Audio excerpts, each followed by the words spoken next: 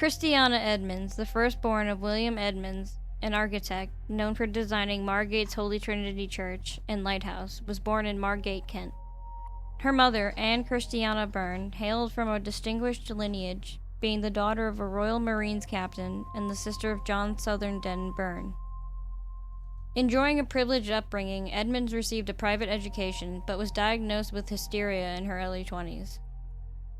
During the late 1860s, while residing with her widowed mother in Brighton, Edmonds became entangled with Dr. Charles Beard, a local physician. The nature of their relationship has been a subject of ongoing controversy. In September of 1870, Edmonds poisoned Mrs. Beard by administering a poisoned chocolate cream. Despite the victim surviving the ensuing violent illness, Dr. Beard harbored suspicion about Edmonds' involvement in the poisoning. However, he refrained from taking action, citing a lack of concrete proof and concerns about potential scandal. In 1871, Edmonds initiated a scheme involving chocolate creams procured from the local confectioner, John Maynard. She took these sweets home, infused them with strychnine, and then surreptitiously returned them to the unsuspecting vendor. Unaware of the poisoning, Maynard continued to sell the tainted chocolates to the public. Initially, Edmonds acquired the strychnine from a nearby chemist, Isaac Garrett, under the guise of needing it to eliminate stray cats. In an effort to evade detection, she began enlisting young boys to purchase the poison on her behalf. As a consequence, numerous individuals in Brighton fell ill after consuming the chocolates, yet no one had linked the illness to the contaminated sweet. However, in June of 1871, a tragic incident occurred when 4-year-old Sidney Albert Barker, vacationing with his family, succumbed to the poisoned chocolates obtained from Maynard's shop. Despite the unfortunate fatality, Brighton coroner David Black determined the death to be accidental. Subsequent investigations confirmed that the incident was the sole fatality attributed to Edmonds' actions. Edmonds escalated her poisoning campaign, dispatching parcels of chocolates to notable individuals, including Mrs. Beard, who once again fell violently ill. As the police connected the poisonings to the chocolates, Edmonds resorted to sending parcels to herself, feigning victimhood in an attempt to divert suspicion onto John Maynard. Dr. Beard, at this juncture, shared his suspicions with the police, leading to Edmonds' arrest on charges of attempting to murder Mrs. Beard and the murder of Sidney Barker. Following committal hearings, the decision was made to transfer the case from Lewes to the Old Bailey. During Edmonds' trial in January of 1872, her mother testified about familial history of mental illness on both sides. Dr. Beard asserted that he and Edmonds never engaged in a sexual relationship, but rather exchanged letters and engaged in mild flirtations. Despite receiving a death sentence, Edmonds' punishment was commuted to life imprisonment, owing to her mental state.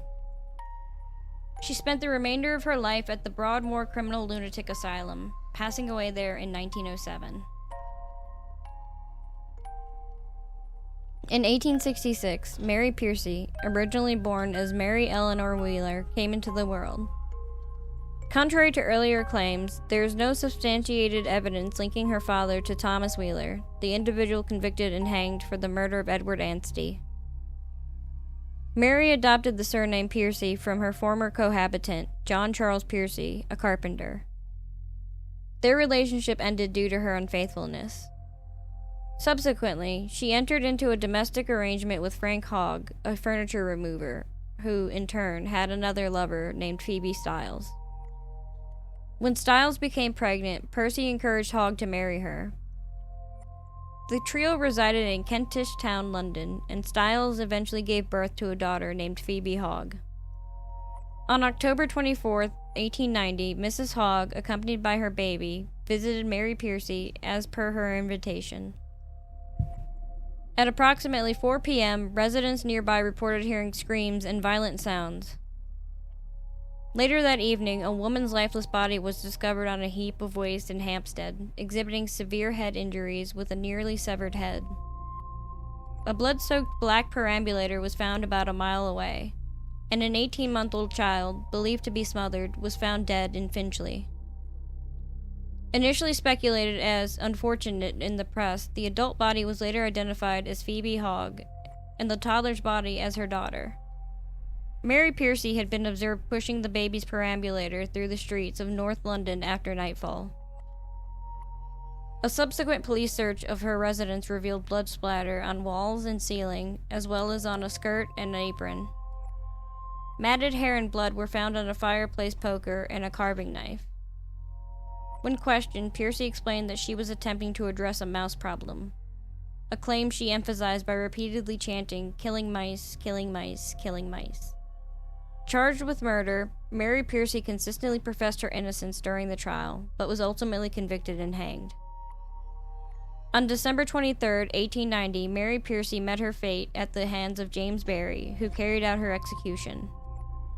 Remarkably composed, Peary displayed a strong demeanor in the condemned cell, earning her the distinction of being described by Barry as the most composed person in the whole execution party. When given the opportunity to make a final statement, Peary acknowledged the justice of her sentence, but contested that a significant portion of the evidence against her was false. Initially reluctant to accept assistance from female prison wardens, she eventually relented, stating, "Oh, well, if you don't mind going with me, I am pleased." In his memoirs, Barry portrayed Peary's execution as quiet and painless. Helene Jatteau was born on a modest farm in Plowhennock, situated near Loria in Brittany. Tragedy struck in her early life when her mother passed away when she was just 7 years old. Subsequently, she was sent to live with her 2 aunts, who worked as servants at the rectory in Bewbury. After a span of 17 years, she accompanied one of her aunts to the town of Seglion. There, she took on the role of a cook for the local cure, but an incident arose where she was accused of adding hemp from his grain storage to his soup. Her first suspected poisoning case came to light in 1833 when she found employment with another priest, Father Francois Ledrogo, in the nearby village of Gurm. During the 3-month period between June 28th and October 3rd, an alarming sequence of 7 sudden deaths occurred within the household, including the priest himself, his elderly parents, and even her own visiting sister, Anne Jatteau.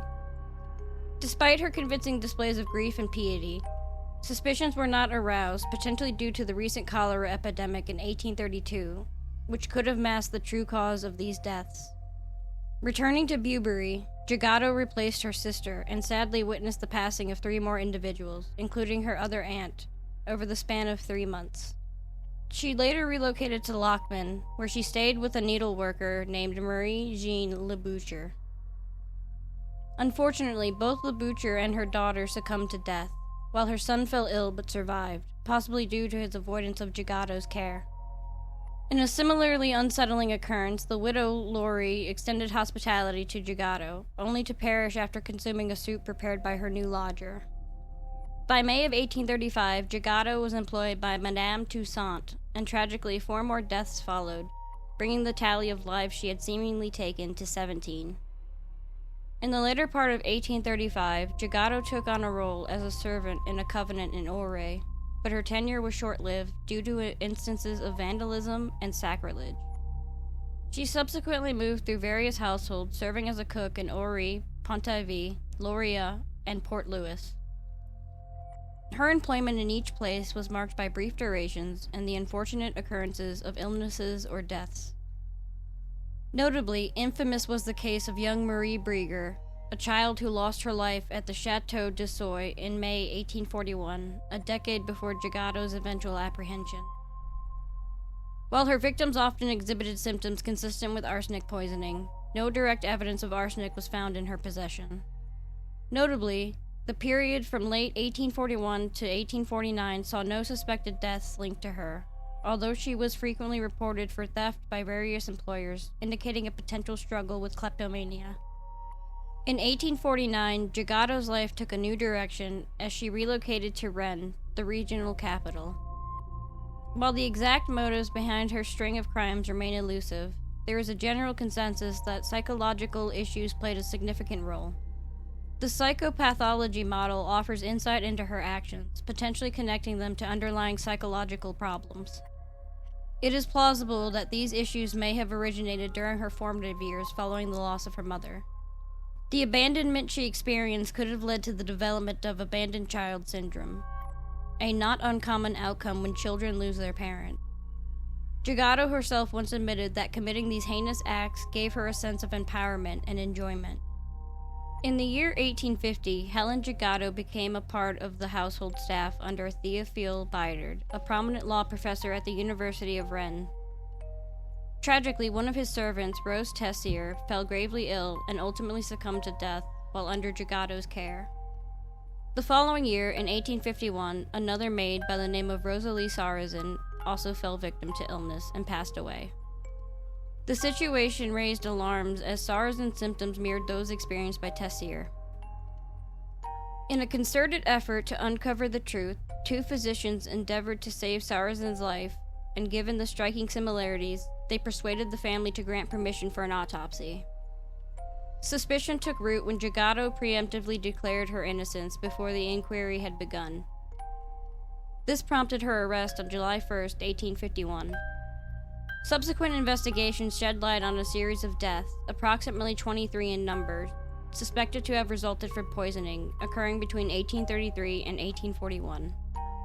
However, due to the passage of time and lack of scientific evidence, these cases had not been thoroughly examined and thus fell beyond the scope of the 10-year prosecutorial window. Local lore attributed numerous unexplained deaths to her, although many of these were more likely due to natural causes. The most reliable estimates suggest that she might have been responsible for around 36 murders. The trial of Jatteau commenced on December 6, 1851. However, due to the constraints imposed by French legal regulations on admissible evidence and the statute of limitations, the accusations brought against her were limited to 3 counts of murder, 3 attempted murders, and 11 instances of theft. Notably, at least one subsequent case appeared to have been dropped, likely stemming from the involvement of a child and authorities' hesitancy to disturb grieving parents through an exhumation. Throughout her court proceedings, Jatteau's demeanor exhibited an erratic nature, oscillating between subdued murmurs, fervent piety, and sporadic bursts of aggression directed towards her accusers. Astonishingly, she consistently disavowed any knowledge of arsenic, despite mounting evidence to the contrary. While the physicians who had examined her victims had often overlooked any suspicious indicators, a different narrative emerged when the most recent victims were exhumed, revealing compelling traces of arsenic and possibly antimony. A critical expert witness in the trial was Faustino Malagudi, a chemistry professor from the University of Rennes, who provided his insight on the matter. In her defense, McGloire d'Orange, the appointed legal representative, delivered a noteworthy closing statement. He contended that Jatteau required more time than most to express remorse and argued for leniency, suggesting that the death penalty could be spared given her already dire health condition resulting from cancer.